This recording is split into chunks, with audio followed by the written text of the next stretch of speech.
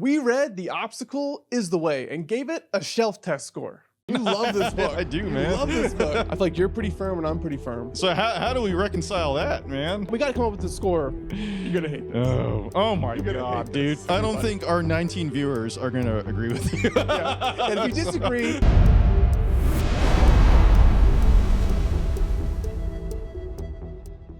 Here's how the shelf test works. We read nonfiction books and score them out of 50 points across 5 categories: readability, impactfulness, credibility, the Ray factor, and the Steve factor. Along the way, you'll see film videos we recorded during the 2 weeks of reading. Now keep in mind, the shelf test is an honest, objective scoring system. We paid full price for the book, and we're not being paid to do the review. At the end of the show, we'll give the book its official score and rank it at theshelftest.com. I chose the book The Obstacle is the Way by Ryan Holiday for this week's episode of The Shelf Test. I'm very excited to start reading about it, and I hope Steve is too. You hope I am too. So you had seen him on like podcasts. Oh yeah, Ryan Holiday. He's famous. Yeah, he's famous. Mhm. I'd never heard of him before. You never heard of Ryan Holiday? Yeah, this is my first exposure to it. Yeah. And I understand now that he's like a philosopher and a writer, but I had no concept of that whatsoever before. The more I looked into it too, also this book also is used like Super Bowl teams and like NFL teams, special forces groups. I could see that. Okay, let's see your pre-read mindset. It's rated pretty highly already on the internet. And then also Ryan Holiday, I'm a big fan of him. And I'm also a big fan of just Stoicism in general. I was actually at the kids' playground indoor when I shot mine, so you're going to hear some things in the background. I don't know what I'm about to get myself into, but I think we're going to find a way to turn trials into triumphs, what the front cover says. Not my typical kind of book, so I'm going to see how this one goes. I think it's a lot of the stuff you talk about, though. Yeah. So it seemed like it was very evident from the cover. Mm-hmm. And I looked at Ryan Holiday's other books. It's almost like whatever he calls the book, like that is the book. He would explain it more. Yeah. But like the idea is there on the front. Here's my pre-read score prediction. Probably a 34 out of 50. I'm not coming in with very high expectations. How do you feel about that? It's because I picked it. No, I'm kidding. Let's go see what your pre-read score was. I think it's going to be pretty high. My pre-read score is a 40 out of 50. 40 out of 50. Oh, yeah. You love this guy. I do. Yeah. I can't wait to talk about it. I wanted to give him 50 out of 50, but I was like, nah, it's too much. Those were first impressions. Now let's jump into the shelf test scores for each category. First up, the readability score for The Obstacle is the Way. Readability is how easy this book is to actually get through. We scored on 3 tests: the pickup test, the structure test, and the talk to a stranger test. Let's run the tests. The talk to a stranger test is the part of the review where we test how hard it is to pitch this book in 30 seconds. If they wouldn't want to read it after the 30-second pitch, then this test fails. Let's watch our 30-second pitches and score them. Everybody feels stuck and frustrated sometimes. It's not just about money and not just about business, but there's so many ways you can feel stuck. You can feel stuck in a 9-to-5. You can feel stuck in a relationship. Anytime you feel stuck, how much of that is preventable? And that's what this book is all about. It gives you the tools and the training to look at and change your perception when you are stuck, to find a way through, to find action, and then to focus on what's important when you are stuck. This book is an introduction to Stoicism. If you haven't heard about that, it will probably change the way you think, and it might just change your life. Okay, do you have to be stuck to want to read this book based off of that? No. You don't like when I said I got into this stuff during COVID. Yeah. And I think I read something in there. That's when Stoicism usually kind of always picks back up, is when like the world is going through like hard times or whatever. But I mean, if you are stuck and you are kind of looking for answers or whatever, you might stumble across this book. Well, let's look at yours. The Obstacle is the Way is a short, practical book where Ryan Holiday uses Stoic philosophy to kind of show us how we can't always control what happens in a certain situation. However, we can control how we see it, our perception, how we act, and how we can endure a bad situation.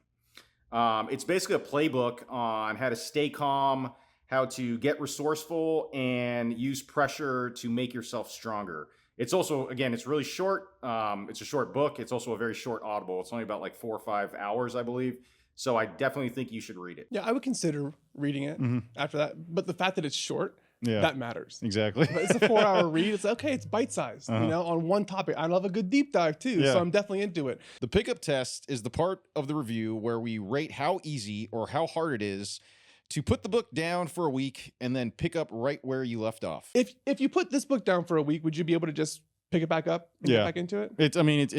I guess it's just like sort of the almanac, right? Yeah. I don't want to say it's exactly like that, but it is sort of, you can dive into perception, you can dive into action, you can dive into will. You should go through to understand how they all come together, right? Yeah. But the stories, because that's all it is too. Every chapter is just a different example of someone, you know, using this philosophy, right? So they're all unique kind of stories, you know, of people like what John D. Rockefeller, Demosthenes, Amelia Earhart. I think you had Jackie Robinson in there. Laura Ingalls Wilder. Don't forget Laura Ingalls. Yeah, you yeah. know? So some of these people, I'm like, what did you pick this from? Yeah, yeah. Tommy John's in there too. Uh-huh. You know what I mean? But like, yeah. So, But the chapters are really short. yeah, Yeah. they're short, and basically it's a story that you can read about someone, you know, using this and putting into practice, but more specifically, either the action part, the perception, or the will part. Yeah. Yeah. This book, I'll tell you what it feels like to me. You remember those calendars that have a quote for each day of the year? You'd pull off the quote, and you ever have one of those Yeah, when I you know, were a I kid know what growing you're up? talking about, yeah. I used to love those things. You have 365, sometimes 366,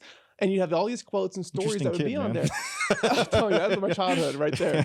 This book felt like that. Yeah. It felt like there was a brand new story with a brand new idea, but all along a certain theme Mhm. to go along with it. That being said, very successful people picked out. So, you know, we can talk about that in just a little bit. We talked about pickup test. You can put this thing up anywhere Mhm. and get into it because the chapters are so short. It's like reading a series of essays. Let's move on to the structure test. The structure test is the part of the review where we rate the book's organization and flow. Does the order make sense, and is it easy to follow? Did you feel like this book was really well packaged up in the 3 parts? Yeah, I really like that part about it, the 3 parts or whatever, because, you know, again, you don't need to, but it sort of all comes together, you know, changing your perception, taking action, and then your willpower or whatever. So I really did like the structure with that. And every story in there too is very kind of unique about how this person changed their perception or how this person acted. You know what I mean? Yeah. So The stories aren't very deep. Mhm. The thoughts are deep, but the stories Yeah. are very surface level Yeah, to surface start off level, every yeah. single chapter. I thought structure was good. Of the 3 sections, I'm curious. You have perception, you have action, you have will. Which one did you like the least? the least, the will. So, I mean, because perception and action to me are very. I like them because it's like clear. Yeah. You know what I mean? The will is sort of like, that's a little bit more deeper thinking kind of thing, which it's not too much. And I have to pick my least favorite because I still liked it, right? But if I had to pick my least favorite, it'd be the will part. Time to rate a readability score for The Obstacle is the Way. I didn't give this a very high score for readability, although I thought it was very easy to read. Okay. It's very short. Yeah. It goes deep on one topic. Isn't that what readability is, Steve? Yeah, I think readability.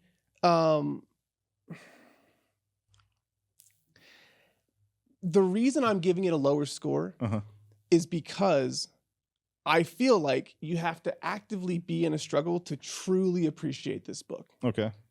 If your life's too good and you read this, you're like, I "Oh, feel like I'm good. there's not I'm too many good." people like you that feel that I have no like.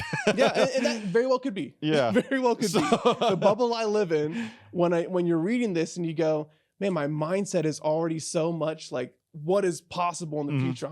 I wake up excited every single morning Yeah. to go and like learn something new, do something new. There's very few obstacles in my way. But as I read the book, I'm like, I kind of already have a mindset of like appreciating those obstacles Gotcha, of yeah. I'm gonna figure it out. Mhm. Like I've proven that to myself at this point that I can figure out very complex things.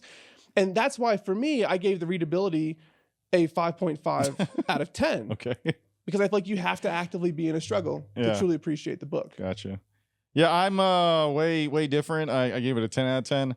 I wasn't as deep with that. I was basically just straight up like, can you pick this up? Can you read it? As far as who it's for, I think it is for the vast majority of people on Earth, right? And it's also been translated, I think, into like several different, like 5 different languages as well. So it is like a global kind of book as well. Stoicism in general, right? Yeah. So, and then the structure too, again, I really liked how it was structured out. So that's why I gave it a perfect score. Perfect score. Okay, let me Yeah. just ask you this. What would a 7 look like What to would a you 7 look like? for the readability? I would have to read a 7 book, Steve. Okay. to know it. But like we're defining a 10. Uh-huh. What did you score the Almanac and Naval Ravikant on readability? I can't remember. I think I I think scored it's- it like an 8 or We set 8 it on or a 9. 7.5 overall. So one of us was at 8.5, one of us was at 6.5 or something Yeah. like that, or 7 and 8. I was definitely the higher one, I believe. Cause, Yeah. So what makes Yeah. this book more readable? Well, when than the I Almanac because Naval yeah, like Ravikant? the Almanac of Naval Ravikant, right? It like what because I guess if I'm going into like the depth of it as well too, it's like this is focused on one topic. The obstacle is the way, right? Or Naval was a lot of different topics, and some of his stuff felt a little random sometimes, and a lot of it too, like because again there's his tweets, and I don't know if that's why, but it felt like he was repeating himself a lot. You know what I mean? Which sometimes this book can feel like that too. Yeah. Right? It's like, okay, I get it. Yeah. It's like the same thing, but with a Yeah. different story to go along with it. But no, but, you but yeah, know? but there was also little slices of like if could you open up the table of contents real quick? Yeah. Let me see. So yeah, like perception, right? You know, it's not the same thing. It's one was about, you know, what is the discipline of perception, right? Steadying your nerves. He talks about that, keeping calm in a situation or whatever, which is like it's totally own thing or whatever. So yeah, and then even just like if I'm looking at this right now too, like the table of contents, I love it because like you can just like look and be like, oh, you know, follow the process. Let me read about that. Yeah. You know, channel your energy, or even again, like my favorite part, the perception part, right? Steady your nerves. You know what I mean? So, you know, anyone can just go in there and into it, and you don't have to just pick it up and go randomly. You can go into the table of contents and figure out what you want to delve into as well. So Yeah, which is true. You can go and piecemeal that together. So that's why I think my 10 out of 10 is the accurate score. And I feel strong about the 5.5 because I think I rated Naval at a 7.5 for his almanac, and I really feel like this book is one to keep on the shelf for everyone. But when you're in a point in time, you feel down about yourself, go grab this book for some perspective. You know, you feel stuck, grab this book for some perspective.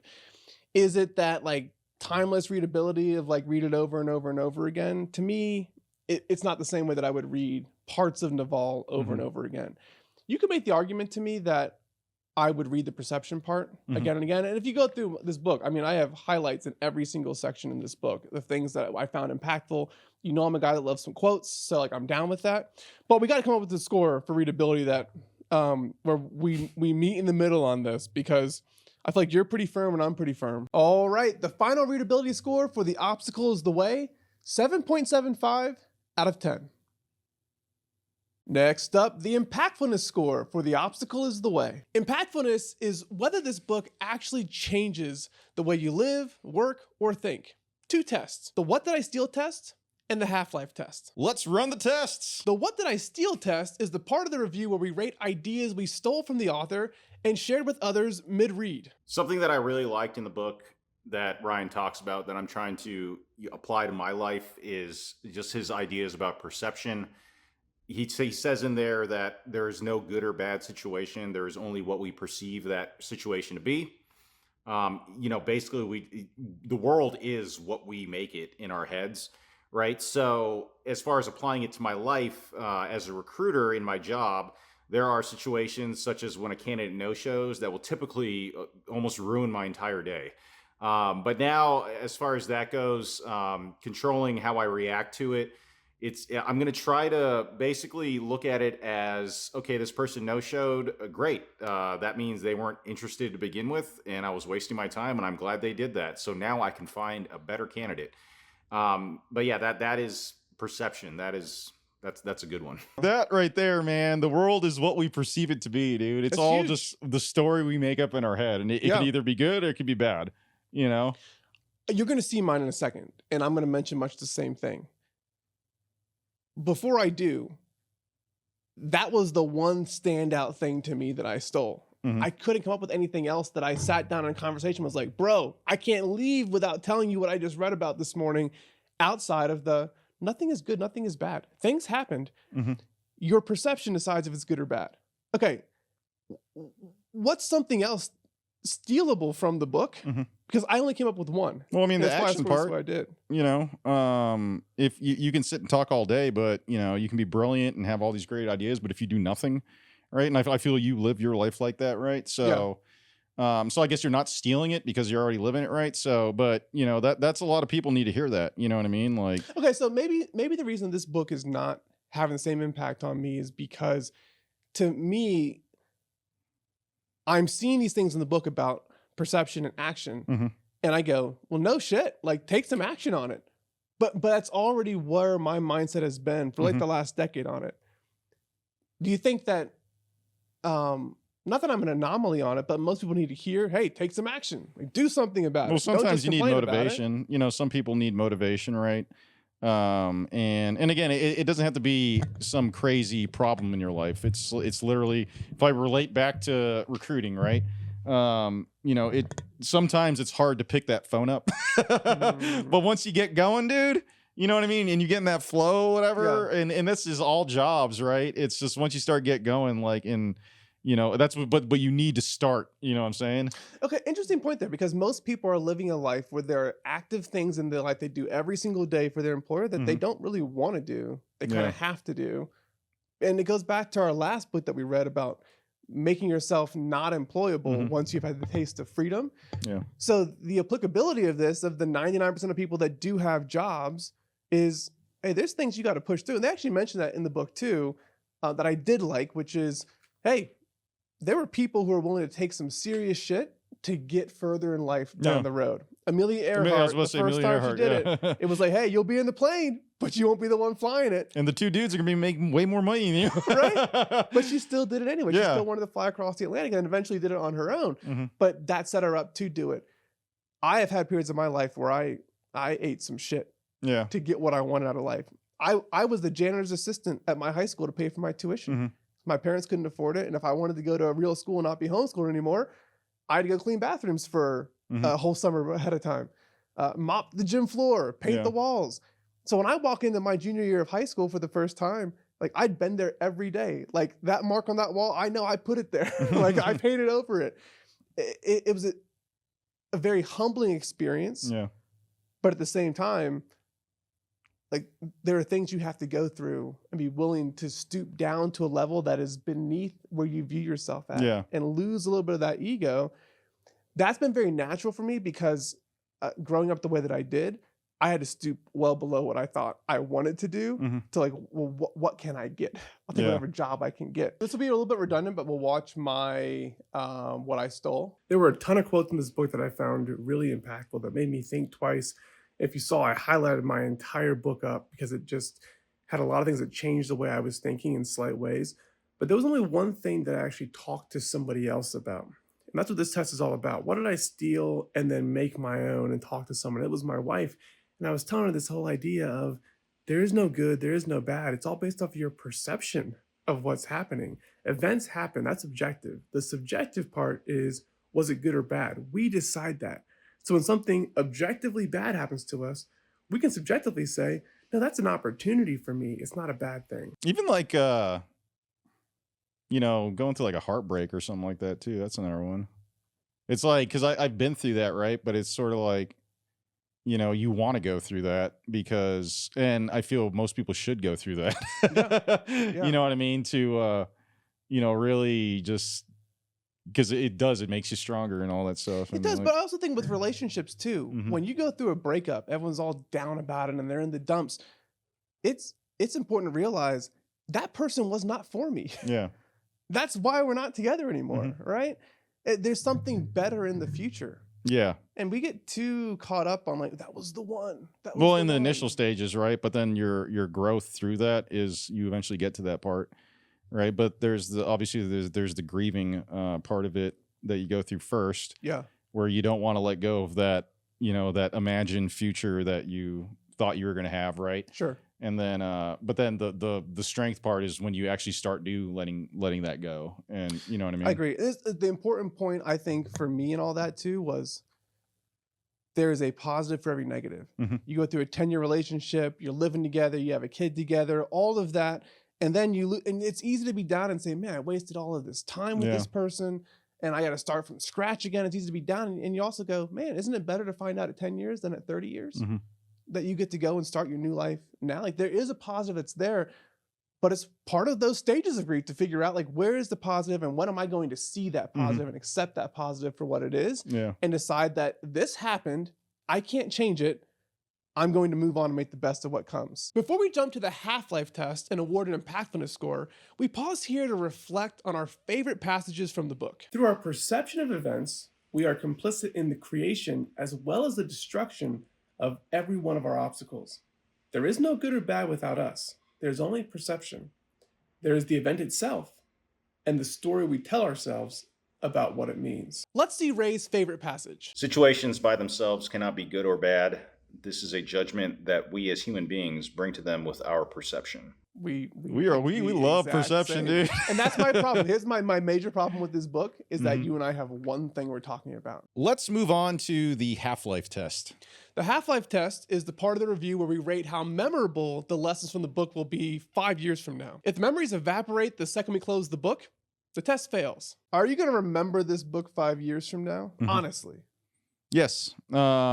I mean, yes, I will, because again, it's like, and again, I know not like your view of the world is just rosy and like, you know what I mean? Yeah. For someone like me, man, like I just feel like not saying like every day is a struggle, right? But there's obstacles that I see, and I feel like it is almost like every day, and you know, there's just again in everyday life, right? And basically, if I can practice to kind of just remember that, and it's also something too, like you said, when I am going through something really huge, right, I'll know I can kind of read that, because just reading this book, it kind of makes you just feel good about things, and you know, and you think a little bit differently about stuff, and you know, and then you start reflecting about like how you did do this or how you didn't, or you know what I mean.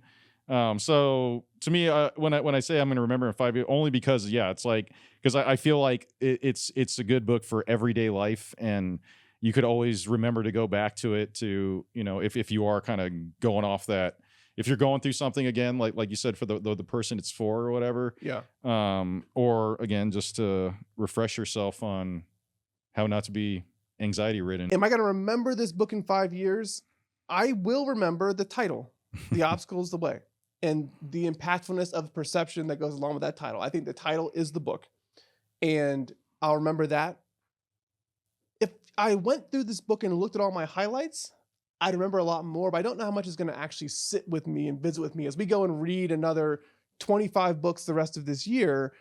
How much is this book going to stick with me? That's where I'm unsure about it. Let's rate an impactfulness score for The Obstacle is the Way. My impactfulness score for the book, I gave it a 6 out of 10.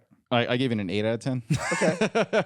So not a perfect score, right? But basically, again, I guess we're looking at it differently. But tell me what you didn't like. Why not a 10 out of 10? So where is the missing link from the 8 to the 10 for you on because impactfulness? I wouldn't say a 10 out of 10 would be like some profound shit that I've never, you know what I mean? Like, or something totally brand new, an idea, you know what I mean? Yeah. And I still give us a high score, right? Because basically, you know, for the half-life and the impactfulness, right? It's, to me, again, we're looking at it, I think, a little bit differently, because I think that's what you're looking for. Yeah. Is something profound, and you know, which it's true. I mean, I think it can be, though, right? There are profound things for a lot of people. I probably have, you look through this book, I probably have 30 different highlighted sections that I went through. I turned the page to make sure I could remember it and remind myself about it. When I closed the book after finishing reading it a couple days ago, I thought to myself, okay, I'm going to change my perception. Nothing is good, nothing is bad. What else is in that book again? Like, I didn't remember. And that's why I think the half-life test to me is where I'm actually giving it more of a failing score in the half-life test, because then when I went through the book again this morning as preparing for the show, and I'm rereading all of these quotes and these highlights, and I'm like, oh shit. Like, there's so much in here that's awesome, but it wasn't memorable to me. And so I know that if I'm not remembering it a few days later, how am I going to remember it 5 years? And that's why I gave it the lower score that I did of 6 out of 10. Still, there's plenty of good stuff in the book. Every book's going to have good stuff inside of it. How memorable was the delivery at the point you're kind of like, whoa. And I think I agree with you. A 10 out of 10 is like life-changing. Never heard that before. Never thought about it that way. Yeah. And like, this just changed my entire world, you know? Which honestly, like Stoicism in general, right? It is, I feel like it is, like, once you actually like kind of look into Stoicism and just the stuff, just the basic control where what you can control. You know what I mean? Yeah. You never really think about that, or even like the perception one. It wasn't like profoundly, because I sort of already thought that, but going into depth with that or whatever, and like the one dude that went to prison for murder that he didn't commit, but he chose to not even look at it like a bad thing, but an opportunity to kind of school himself on the law and everything. Yeah. Like, you know what I mean? Like that, where was I going with that? But basically, to be honest, I read that portion of it and I was like, you tell me that guy every single day was just kind of like, yeah. hey, I'm in solitary confinement today. I'm innocent, but I'm learning so much while I'm here. I'm so glad I'm in prison right now. You know, Well, he wrote it like this guy was like Jesus Christ. Yeah, you know? I guess that wasn't the whole point of the story, but basically it was that he understood he couldn't control the fact that they found him guilty, even though he knew he was innocent. Yeah, and he didn't let that drag him down. Instead, he, you know, it wasn't that he's like, oh great, I can go to jail now, and like, yeah, that's awesome. What a great experience I'm about to have. So yeah, but that's kind of what Stoicism teaches you. Yeah, Is exactly. that you're wrongly convicted. Look at the great opportunity you have to go minister behind bars now. Yeah. You know, like So that's where it fails for me too. Okay, so I'm 6 out of 10. You're 8 out of 10. The impactfulness score for The Obstacle is the Way is a 7 out of 10. Next up, the credibility score for The Obstacle is the Way. Credibility is whether the author has actually earned the right to teach this. 2 tests, the survivorship bias test and the skin of the game test. The survivorship bias test is the part of the review where we put the author in the hot seat. Are they generalizing from their own outlier success? And would this advice still hold up if 1,000 other people tried it? The Obstacles Way definitely has survivorship bias going on, because the entire book is just Ryan telling stories of outlier successful people like John Rockefeller and I think Jackie Robinson and Amelia Earhart. So, these are outliers, and not taking anything away from Stoicism or the principles. I think what he conveys in the book is very powerful, and it can definitely help you. But, if we're talking survivorship bias, for every one of these successful stories, similar to the last book we read, for every successful story, there's 1,000 people who had the same mindset, and, the obstacle was not the way. So I think it's great, controlling what you can controlling how you react to things, and all those principles he puts out. But just relying on that alone does not guarantee success. The obstacle was not the way. I feel all like of those though, people. I feel like as long as you're successful in whatever way you perceive that to be, you can find that you overcame some kind of obstacles to get there. You know what I mean? To the earlier point of you're successful because of the obstacles, not you got past the obstacles and became successful. Yeah. That's what made you successful. So everyone has that story to tell themselves. My survivorship bias was similar. Ryan Holiday is only telling the story of really successful people like Eisenhower and Laura Ingalls Wilder and Marcus Aurelius. And I don't see much in there for the people and the millions of people, for every one of them who had a lot of things work out in their life where things didn't work out as much, because there's millions for every one. And it just needs to be taken into account that the advice that's here inside this book, although it can help everyone's perception, everyone can take action, he's not giving you the tangible steps that you can follow that will help you to achieve the great outcomes of the people that he isolated in this book. It also discounts like the luck that goes in, like Dwight Eisenhower, his examples of like the war and how they won over in Europe too. He comes to his generals and he goes like, okay, so like the Germans are wiping the floor with us. Like, I don't want to hear anything more about us going back and giving up the ground that we've taken. I only want to hear positive things from you. It's like, well, luckily we won that war, but there were a lot of things that could have gone wrong where we lost that war. We're not talking about Eisenhower anymore when it comes to like the obstacle is the way and what he overcame. Yeah. But we tell his story because luck aligned. Look, in my businesses, the stars aligned for me to get to where I've gotten. Like, I want to believe it was things I did, but I also know like, no, the market shifted at the exact right. I couldn't have timed it any better than it was. Anyone who's been successful in business knows that story. Take other areas of success in life. There's some element of luck where you say, if this event hadn't happened, I wouldn't be where I am today. Everybody has that. Yeah. So, and that's what I'm saying. Like anyone that has like literally it's everyone has done this. Yeah, we've all gotten lucky Yeah. and won some type of a lottery to achieve the things that we've achieved. Mhm. Doesn't take away from the fact that whether you win or lose, Stoicism preaches being virtuous But- throughout. So the thing, because like you're talking about, it doesn't really, but it does, because like it's like before you weren't thinking about it, but now you are thinking about it. Yeah. You know what I mean? It's true. Like It's true. You know, No, so- there is much that's thought provoking inside this book. Mhm. Let's move on to the skin of the game test. In the skin of the game test, we rate, has the author actually bled for this material, or are they writing from the sidelines? Let's see how Ryan Holiday holds up. a lot of like his struggle was like going to American Apparel and like, you know what I mean? Yeah. It's not really. Because he was Maybe- this chief marketing officer at American Yeah. Apparel or something like that. Yeah, exactly. So, to me, like, has he bled for? So, someone bleed like the prison story that we just talked about. That's like Yep. but like to me, like some of his stuff that he had to go through, whatever. It doesn't really. I don't know. It doesn't really sound like it was some crazy shit, whatever that he had to go through. Yeah, But it didn't. But you know, again, like, and then even like how he got into stoicism, right? He found this niche that no one else is doing. You know what I mean? And he does it so well. You know what I'm saying? Yeah. But sometimes I kind of look at it like that, like what, you know? And I'm all thinking Ryan Holiday is going to see this. but it's like, what did you go through, If bro? he was standing right here, he doesn't have a lot of skin in the game. Yeah, He's a writer. Now, what's interesting to me, he's a writer. There you Is- go. you know, the guy wrote a book about a book. Yeah. Hmm. He took meditations and Epictetus and Seneca Mhm. and Epictetus.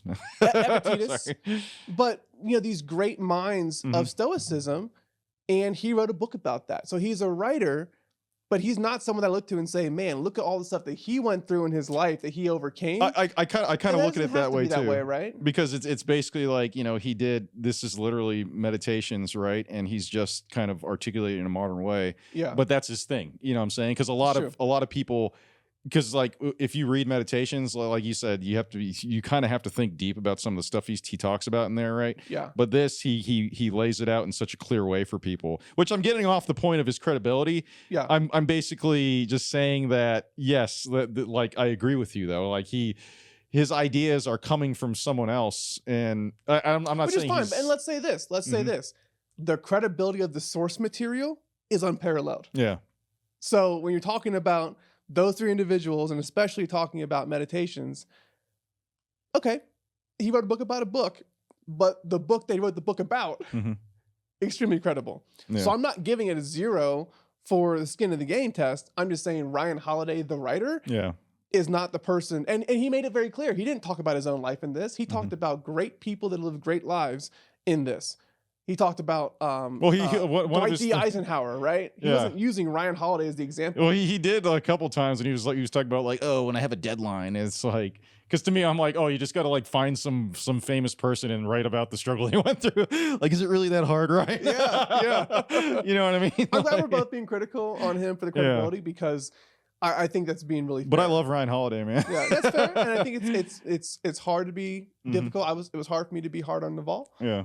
And I was, and I think this is your turn. Let's see if we can come to an agreement on the credibility score. From a pure credibility standpoint, though, Yeah. how are you scoring? I did a 6 out of 10, and that was basically because of, you know, a combination of what I just said there, right? But now I'm all rethinking it though, because I'm like, it's like, yeah, like he's highlighting obviously the famous cases, right? But again, I keep going to like it could just be everyday life kind of stuff, right? And you know, just someone that got fired today, you know what I'm Yeah. saying, like that, like, and it doesn't mean they have to somehow rise up and become a millionaire or whatever. But you know, someone getting fired today, right, can become a victim, or they could, you know. Yeah. And I bring that up because I got fired recently, right? So, You've been through it. So, but basically, if I didn't, I would not be sitting here. I would not be doing all sorts of stuff, and like, Yeah. yeah. So, you know, I You're went through seeing it, the right? positives in it now. Yeah, Right. In the moment when it happens. Initially, in the moment, yes, but then basically, it was like, all right, you know, because there was a lot of that, like, just looking, because I was looking at too, like wow, I can't believe this happened when I was 40. So then I started looking, and I was like, okay, maybe 40 I'm literally at the midway point, and it was on my birthday that it happened. Yeah. So it was a lot of like negative, right? But I was like, maybe this is something here, man, because it's like maybe this whole first half of my life, now this is the reason why it happened, so I can start my second half. You know what I'm saying? And then it'll be better, which it's slowly But it was becoming wild that. that you had that perspective that quickly. Yeah. Right. Well, it took a couple months, right? So, Yeah, of course. But Okay, so you're giving it a 6 out of 10. I give credibility a 5 out of 10. We're pretty close on that. The credibility score for The Obstacle is the Way is a 5.5 out of 10. Now that readability, impactfulness, and credibility are all locked up, it's time for the it factors. Category 4 is the Ray factor. This is Ray's wild card. 10 points, entirely his call. He scored it after reading the full book and before he walked into the room. The score is right here, and it's sealed. Ray, before we reveal your score, tell me what you took into account for the Ray factor. are you going to be able to get something out of it, right? And I keep looking at you, right? I'm like, you are getting stuff out of it, Steve. Like, you know what I mean? And I'm not saying don't read the book. Yeah. I'm not saying don't read the book. That's my biggest thing with this is like, you know, are you going to be able to get something out of it, or some new idea or perception or principle that you didn't have before? And are you going to be able to apply that moving forward in your everyday life, you know, going forward after reading the book? And I really think, yes, you can. Right. And obviously it's like, you might've already been doing it, but you weren't thinking about it, but now you are thinking about it. And then, you know, and it's such a catchy way to, you know, the obstacle is the way, you know what I mean? Like it's very hard to forget, like, cause like the other books I forgot, like that he's written, but I always remember this one. I think this was his first one too. So there's that. And then, you know, other things, outside factors, the fact that, you know, special forces groups kind of use this book, and, you know, the elite of the world use it to kind of, you know, shape the way how they think and look at problems or whatever. So there's that, you know. So I gave it a pretty decent score. Well, based off of that, let's see what It's we're also dealing very with easy to here. read. Very easy to read. The readability. It's also very small. Makes a great gift. All right, the Ray factor for The Obstacle is the Way. 9 out of 10. 9. You feel good about that 9? I do feel good about that. You love this book. I do, You man. love this book. You expect Ryan Holly to watch it. Yeah, man. He's I'm hoping like, Ryan I like sees Ray. this. He gave me a 9, you know? I'm sorry what I said about you not man. going through anything. That's a strong score. Category 5 is the Steve factor. Same rules, 10 points, all Steve's call. Defend your score for the Steve factor before we reveal it. Difficulties are chances to improve. I love that. Don't waste energy complaining. I love that. And I preach that to people all the time. Like, do something about it. Take some action on it. So those first 2 sections of perception and action, I love it. Virtue in the face of adversity. We can all learn something from that. That's wonderful. This is an introduction to Stoicism for a lot of people. It was my first introduction to Stoicism. I didn't know much about it, and I learned about Stoicism. And I want to understand, at least have a definition of Stoicism for people. If you're new to it, you haven't read this book yet, my definition is the quality of your life is not determined by what happens to you, but rather how you perceive and how you react to it. That's Stoicism in general. Yep. Their central claim is more, you control the effort, but not the outcome. And I hate that about Stoicism, because I believe that outcomes are largely controllable if you learn the system and if you understand it enough. And I apply that in my life, in everything from sports to the way my businesses have gone. It's not that you don't control the outcome. In no way do you control the outcome. Luck is always a factor. But my point is that there are just things that you can do to position yourself better and increase your probability of success. And so I'm differing from Stoicism, in my view, being a lot more pragmatic and practical of, okay, but what can I do to achieve the results? And I would say that there's a way to inevitably be successful by putting yourself into the barbershop over and over and over again, learning from the failures that you have, and then taking the things that worked and losing the failures and doing more. That increases your chances of success. And so when you come at the world from my point of view, very much pragmatically, it's hard to fully come into the Stoicism world where you're like, okay, do your best, but you can't control the outcome. Like the gods will decide in the end. And I get that from an atheistic point of view. That's fine. I differ on that. And so part of my critique of this book is not really a critique of Ryan as much as it is a critique of Stoicism that, okay, I don't want people giving themselves an excuse of why things didn't work out on the back end because they can't control the outcome. It's like, no, I think you can actually control the outcome. And so that's more of a personal thought from my standpoint, right? I think success is predictable when you reduce uncertainty, you acquire knowledge, you build systems, you iterate. And then I like what Naval says, play long-term games with long-term people. Like compound interest is something that you can do to predictably achieve success and affect the outcome. And that's missing from this, where it's like, hey, you're going to get better at stuff by doing things for a really long time. It's like, hey, you can't control the outcome. So like do the best you can. It's probably insinuated that it's in there, but it's not explicitly stated. I think that people need to see that to go along with it. I think too many people dramatically underestimate how much the outcome is controllable. Like you can do things to control the outcome, but you wouldn't know that from this book. And so while this book is great for perspective and for action, I think it gives people an out and an excuse on the outcome that I don't like. I think a lot of people don't need that excuse and it's actually harmful for them. So I don't want people saying, oh, well, success is outside my control. You know, I was virtuous. Like, no, like there's things that you can do. And so that's why I gave it the score that I gave. It's more a critique of Stoicism in general than it is a critique just of this book. But this book is built upon Stoicism. And that's why I gave it the score that I did for the Steve factor. I think you're looking at Stoicism like it's, I think it's nihilism. Nihilism.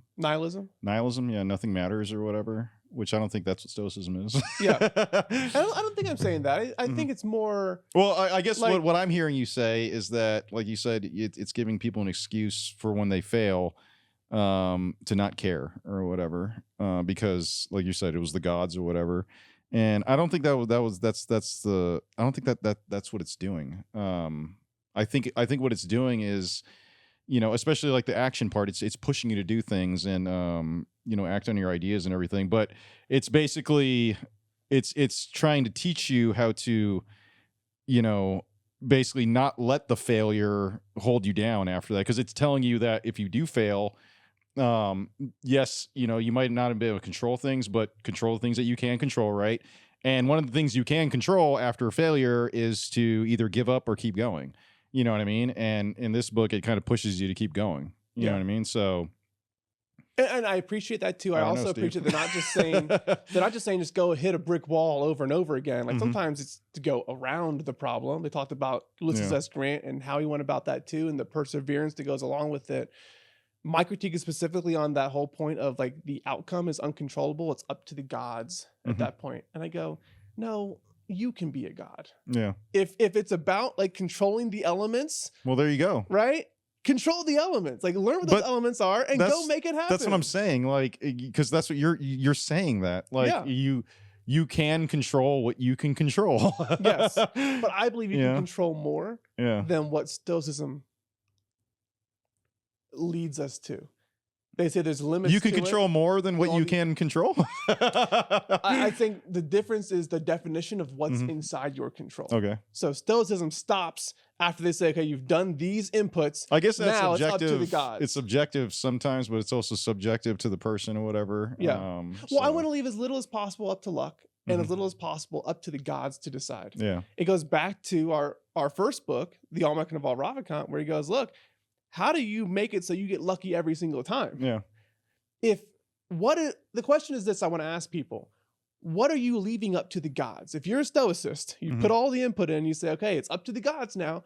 What are the things leaving up to the gods? Okay, is there any human capability to affect the things you're leaving up to the gods? And say, maybe I'm going to win the war, maybe that's what I'm saying, though. Like what you're saying is what there's like. It's like when he's saying like, what can I do to make my luck better or whatever, right?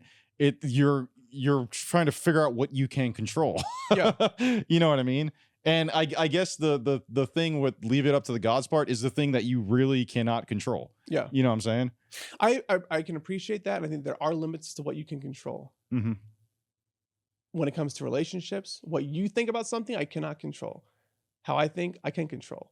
When it comes to a process that has to be done, that's difficult and it's complex, I think people are way too fast to say, "Oh, outside of my control. You know, I did what I could, and now I'm just going to see what happens." Well, with it. that They is go, the "Well, no, stoicism. no. There's more process for you to do and to grow further." But I right? get, you know, we can So go it's all like, day with it's this, just but people use it basically, as an excuse. Well, I think it's yeah. the crutch, and it's not Mhm. firmly called out in here that Okay. like, hey, that is not your crutch. To because leave it up no, to the but gods, if you if know? you're not doing something right that you can do something for, you're not living that life. You're not living the control, because you're letting things that you can control not be controlled by you, right? And you're Yeah. just and you're throwing it, like you're not doing it, or you're leaving it up to the gods, we keep saying, right? Yeah. So you're not living what he's preaching here, you know Yeah, what I mean? I agree with that. I agree with So- that. You know, let's see the score. So I don't agree with whatever score you came up. It is a Steve factor after all. Yeah. So You're gonna hate this. Oh my You're gonna god, hate dude. this. 4.5. Steve factors. What the hell, dude? 4.5. Keep in mind, I gave Naval a 6.5. Yeah. Okay. 4.5, I have dude. a very high bar. Think about this. Mhm. We are not reading everyday books. I wrote a book. We're not reading my book. It's not on this Okay. list. These are high-powered books. Yeah. The standard has to be all the way to the ceiling for me, all the way to the rooftop. Well, I mean, To so you achieve give it a 10. 4.5. So I'm going to say that that's recommending someone not read it. No, absolutely not. Uh-huh. Absolutely not. The books we're reading are all books that probably deserve to be on the bookshelf Okay. somewhere. So our level is already starting at the baseline. Mhm. Like it's already there for you to read. The question is, where does it go in the hierarchy of all the books we're about to read? We already have 14 on the list that are live on the website right now that we're going to be going through. Second book that we've read, you know, I've established a low point and a high point. Yeah. My high point 6.5. My low Okay. point is 4.5 in the Steve factor. We haven't seen a 2. We haven't seen a 10 We yet. should do the I Bible. promise you that we will. Okay? I want to see what you give the Bible. I'm going to give Jesus Christ a The Steve 7.8 factor. out of 10. So, did he really have skin in the game? Oh, yeah. Okay. Oh, that's ridiculous, dude. So how do we reconcile that, man? Well, no, reconciliation. That's the Steve factor. Okay, yeah, I got you. So that one, we have our score now, and it's ridiculous. we got to stop. You Okay, trying to cover some kind of spread, or what are you doing, man? I feel good about the scores Yeah, on all right, this. all right. I really do. And I think that as we read other books, Okay. and you see what my scores are for those other books, you're going to appreciate that I I'm don't being hard on think I don't everybody. think our 19 viewers are going to agree with you. Yeah. And if you disagree, I want to know about it in the comments. Okay. Let's add up the scores to get a final shelf test score. Readability, 7.75. Impactfulness, 7. Credibility, 5.5. The Ray factor, 9. Steve factor, 4.5. The Obstacle is the Way by Ryan Holiday final shelf test score is a 33.75 out of 50.